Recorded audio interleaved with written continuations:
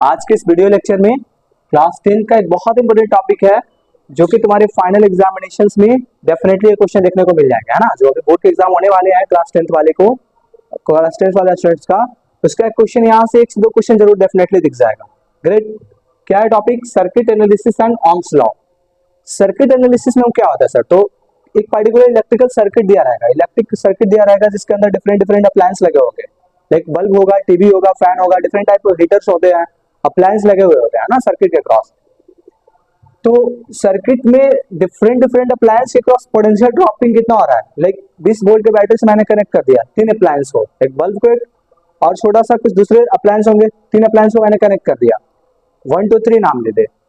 तो 20 वोल्ट के बैटरी से तुमने उससे कनेक्ट किए हो, स्विच विच सब कनेक्ट किए हो, तो हमने पूछा कि 1 के क्रॉस कितना पोटेंशियल ड्रॉप हो रहा है, 2 के क्रॉस कितना पोटेंशियल ड्रॉप हो रहा है, 3 के क्रॉस कितना पोटेंशियल ड्रॉपिंग हो रहा है। तो दीज आर द टर्म्स जो कि हम लोग सर्किट एनालिसिस में डिस्कस करते हैं। 1 के क्रॉस कितना करंट फॉलो हो रहा है, पूरे सर्किट का इक्विवेलेंट रेजिस्टेंस कितना है। तो पूरे सर्किट को शॉर्ट करके एक इक्विवेलेंट सर्किट बनाओगे तो उसका इक्विवेलेंट रेजिस्टेंस क्या है। तो दीज आर दी टर्म्स जो कि हम लोग स्टडी करते हैं सर्किट एनालिसिस में, ठीक है। इलेक्ट्रिक पोटेंशियल, इलेक्ट्रिक करंट और इक्विवेलेंट रेजिस्टेंस या रेजिस्टेंस सिंपली बोल सकते हो, ये तीन टर्म्स के बीच आके रिलेशन बताया था। तो ये ओम्स लॉ ना हमें सर्किट एनालिसिस में सपोर्ट करता है। सिंपली ओम्स लॉ का ज्यादा कुछ मतलब नहीं है, it comes and support us to solve the circuit of the electric circuit, है ना। इलेक्ट्रिक सर्किट में जो सर्किट हम लोग सॉल्व करते हैं उसमें हमें ओम्स लॉ सपोर्ट करता है। V is equal to IR, बस, और इसके अलावा ओम्स लॉ के बारे में कुछ नहीं जानना है यहाँ पे।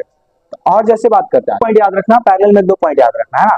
सीरीज का मतलब इंड टू इंड कनेक्शन होता है, लाइक हम एक खड़े हैं, मेरे बगल में कोई खड़ा है, मैं उसके बगल में कोई खड़ा है, और एक दूसरे का हाथ पकड़ के खड़े हैं हम लोग, तो this connection is called as series combination, मतलब इंड टू इंड कनेक्शन होता है। सीरीज कॉम्बिनेशन में जो इंपोर्टेंट पॉइंट है तुम्हारे माइंड में होना चाहिए, अगर ये पता है तो तुम सर्किट सॉल्यूशन कर लोगे। तो पहला पॉइंट ये है कि सीरीज सॉल्यूशन में या सीरीज सर्किट में, सीरीज कॉम्बिनेशन में, सीरीज कॉम्बिनेशन, है ना, सीरीज कॉम्बिनेशन में क्या होते हैं, करंट कांस्टेंट होते हैं, current across the device is constant, current across the device is constant. What does it mean? बताएंगे। Next point is voltage distributed, voltage distributed, ठीक। एक पॉइंट और बात करेंगे, इक्विवेलेंट रेजिस्टेंस कैसे निकाला जाएगा, आर इक्विवेलेंट। तो आर इक्विवेलेंट सिंपली हम लोग क्या करते हैं, सारे इंडिविजुअल रेजिस्टेंस के रेजिस्टेंस को, रजिस्टर के रेजिस्टेंस को ऐड कर देते हैं, R1 plus R2 plus R3 plus जितने भी हो सबको ऐड कर दो, आर इक्विवेलेंट